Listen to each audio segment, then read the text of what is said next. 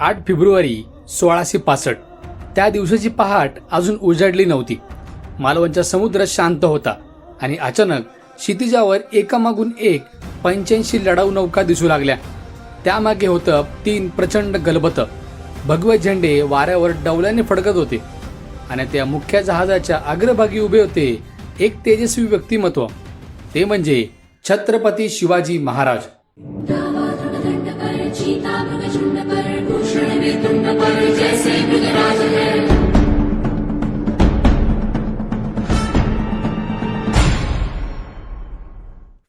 इतिहासात पहिल्यांदाच एक राजा स्वतः समुद्री मोहिमेचे नेतृत्व करत जहाजावर उभा होता. ही एक मोहीम नव्हती, ही होती इतिहासातील पहिली समुद्री सर्जिकल स्ट्राईक. त्या काळात पोर्तुगीज, इंग्रज आणि डच स्वतःला समुद्राचे बादशाह समजत होते. भारतीय व्यापाऱ्यांना समुद्रात फिरायचं असेल तर त्यांची परवानगी घ्यावी लागत होती.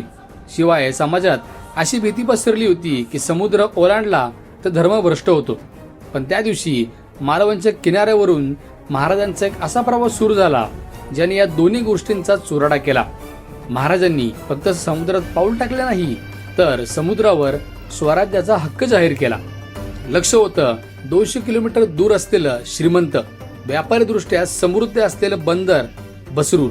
पण प्रश्न असा की ज्या महाराजांकडे काही वर्षापूर्वी साधी होडी देखील नव्हती, त्यांनी एवढं प्रचंड आरमार उभं कसं केलं?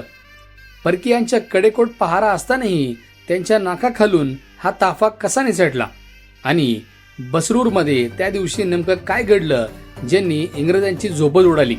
या सगळ्या प्रश्नाची उत्तरं आपण या व्हिडिओमध्ये बघणार आहोत. तर नमस्कार, स्वागत आहे आपल्या रापची व्हिडिओमध्ये. साल 1657. कल्याण भिवंडी स्वराज्यात दाखल झालं होतं आणि तिथूनच समुद्री स्वप्नाला सुरुवात झाली. सुरुवातीला लाकडी होड्या अगदी साध्या होत्या, कारण मोठी जहाज बांधण्याचं तंत्रज्ञान आपल्याकडे नव्हतं. पण महाराजांचा विचार वेगळा होता. त्यांना किल्ले जिंकायचे होतेच, पण समुद्रही जिंकायचा होता. महाराजांची दूरदृष्टी अशी होती की त्यांनी रामचंद्र पंत अमात्य यांना सांगितलं होतं, ज्यांच्याकडे आरमार त्यांच्याकडे समुद्र. त्यामुळे महाराजांनी पोर्तुगीज इंजिनियर्स कामावर घेतले, त्यांच्याकडून टेक्नॉलॉजी शिकून घेतली. मग आपल्या कोळी भंडारी बांधवांना युद्धनौका तयार करायला प्रशिक्षित केलं. अशा नौका तयार झाल्या ज्या लहान, वेगवान आणि खाड्यामध्ये सहज फिरू शकतील, म्हणजे शत्रूला कुठून, कधी, कसा हल्ला होईल याचा अंदाजच येऊ नये. जेव्हा इंग्रजांनी कल्याणच्या खाडीत महाराजांची पहिली 20 जहाजं पाहिली, तेव्हा त्यावर ते हसले. त्यांना वाटलं, ही खेळणीसारखी जहाजं आमचं का वाकडं करणार? पण त्यांना हे कळत नव्हतं की हे तर फक्त आरंभ होता, पिक्चर बाकी होता अजून. 1664 पर्यंत 50-60हून अधिक जहाजं तयार झाली होती. आता फक्त गरज होती एका योग्य संधीची, आणि थोड्याच दिवसात संधी चालून आली. झालं असं की कर्नाटकातल्या बण्णूर या राज्याचे शासक होते शिवप्पा नायक. त्यांच्या मृत्यूनंतर तेथे सत्ता संघर्ष सुरू झाला. याच गोंधळाचा फायदा घेत पोर्तुगीज आणि डच व्यापाऱ्यांनी बंदरूर राज्यातलं श्रीमंत बंदर असलेलं बसरूर यामध्ये आपलं जाळं घट्ट करायला सुरुवात केली. त्यामुळं तेथील नवे राज्यकर्ते असलेले सोमशेखर नायक हे बत्तेच गोंधळात पडले. त्यांनी महाराजांना साकडं घातलं की आमचं बसरूर परकीयांच्या तावडीतून मुक्त करा. महाराजांना हे फक्त आर्थिक संधी वाटली नाही, तर हा होता परकीय सत्तांना त्यांच्या घरात जाऊन धडा शिकवण्याचा प्रसंग. मग काय, मोहिमेची आखणी झाली.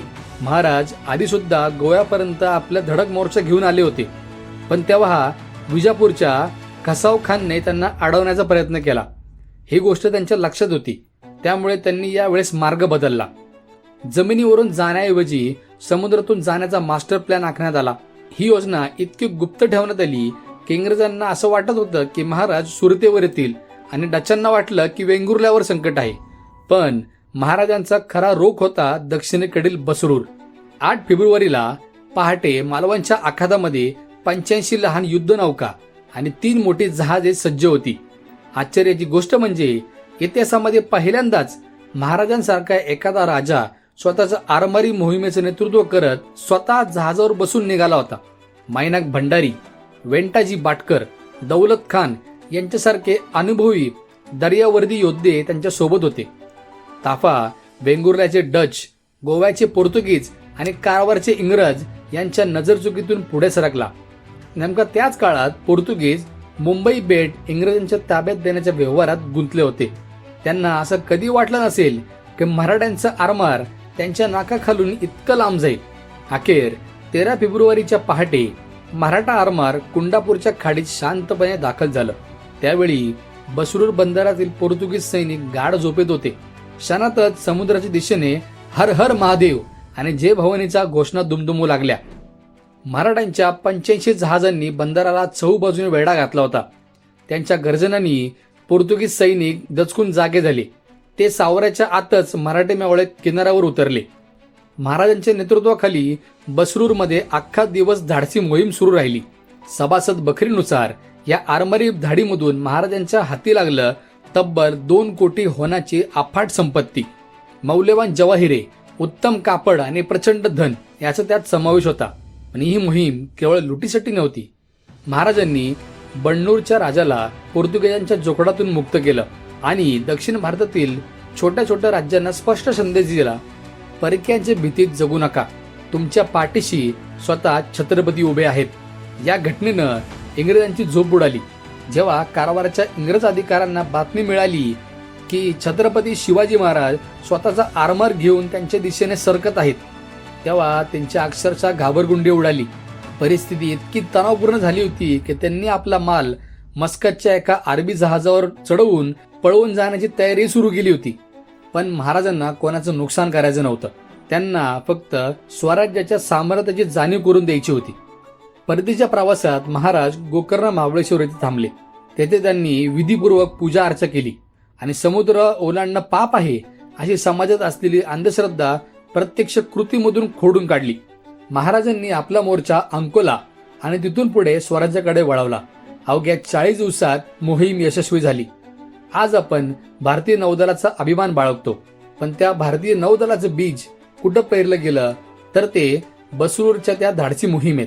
समुद्रमार्गे अचूक, गुप्त आणि निर्णायक प्रहार, ज्याला आपण आजच्या भाषेत सर्जिकल स्ट्राईक म्हणतो, तो महाराजांनी 1665 मध्येच करून दाखवला होता. म्हणूनच महाराजांना फादर ऑफ इंडियन नेव्ही असं गर्वाने म्हटलं जातं. आज 360 वर्षानंतरही बसरूरमध्ये उभा असलेला महाराजांचा हा पुतळा त्याच पराक्रमाची साक्ष देतो. जर तुम्हालाही वाटत असेल की हा खरा इतिहास प्रत्येक माणसापर्यंत पोहोचला पाहिजे तर हा व्हिडिओ नक्की शेअर करा. कारण महाराजांचा इतिहास हा फक्त ऐकायचा नसतो, तर तो जबाबदारीने पुढे देखील न्यायचा असतो. जय भवानी, जय शिवाजी.